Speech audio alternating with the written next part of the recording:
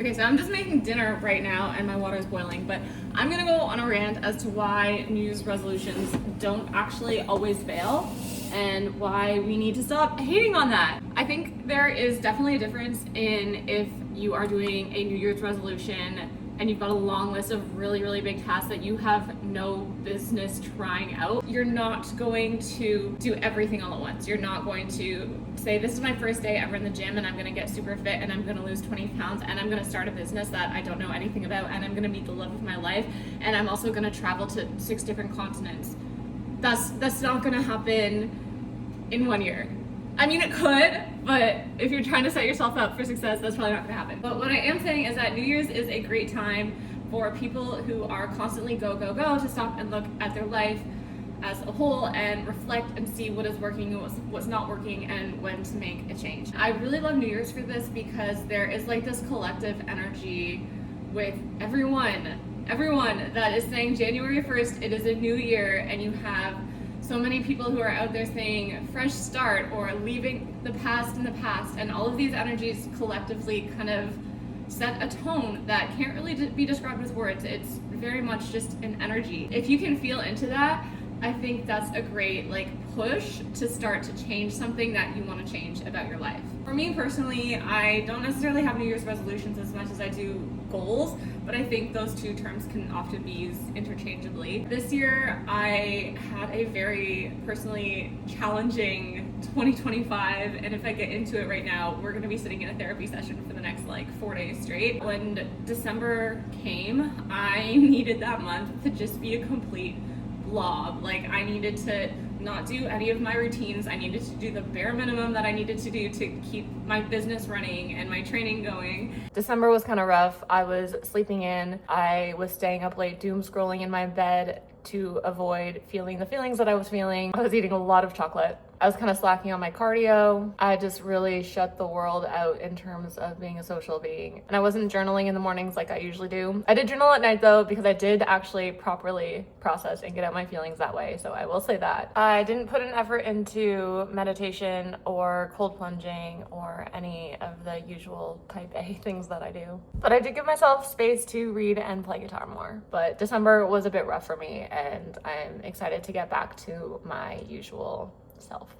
Alex Hormozi talks about how resilience is the amount of time that it takes to get back to your baseline level after a traumatic incident. And I think there's another level to that, which is suffering. That is the amount of time that you choose to stay in that area between a traumatic incident and back to your baseline. I think there's a fine line between bypassing and choosing to suffer longer than you need to. But for me, I decided that December was my time to just sit in that sadness and suffer through it. I needed a blank page that was going to tell me I can get my together and start moving forward again. That aligned with January 1st. And I know had this happened in August, I definitely wouldn't have waited till January 1st for the new year to start my resolution or New Year's goals. I would have probably picked some sort of other milestone that came up, like Lionsgate Portal or something that happens on August 8th. Just something that's kind of in the near future that you can say, okay, I'm going to choose to sit in my suffering a little bit longer and indulge in it, and then once I have got it out of my system, on this date, I'm going to change how I'm feeling and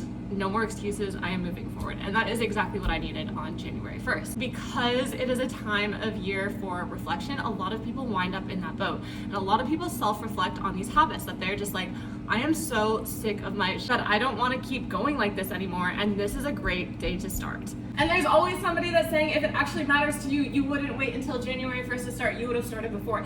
And I get that. I started this YouTube series at 11 p.m. on December 30th.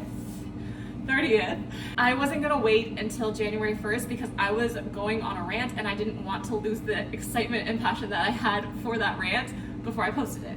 And so for my goal for this YouTube series is literally to drop everything in YouTube when I want to, because that's when you're gonna get the excited, passionate version of myself that really conveys the message that I'm trying to convey. I'm the type of person who's gonna self-reflect multiple times throughout the year. My birthday is a big one, January 1st is a big one. And if something's not going right, it doesn't have to be a time thing. If something doesn't feel right for long enough, I'm gonna be like, hey, something needs to change, and change it. And I'm very type A, and I journal my intentions and reflections at the beginning and end of every single month, and I'm constantly updating my whiteboards with my goals and quotes that motivate me. It's not just a January thing, but for some people who aren't extremely type A, January is the only time that they actually get to do that. It's a great opportunity, I think, for someone to reflect and say, hey, this isn't working, I'm gonna do this instead. That's awesome. Part 2. Okay, I'm gonna stop yelling now because my air fryer is off and I wanna go and eat dinner. Before we get to part 2, maybe I should say that part 1 is just reflecting and deciding to change. Part 2, this is how you're gonna be successful at your New Year's resolutions or your New Year's goals. James Clear has a quote that says, "We do not rise to the level of our goals, we fall to the level of our systems."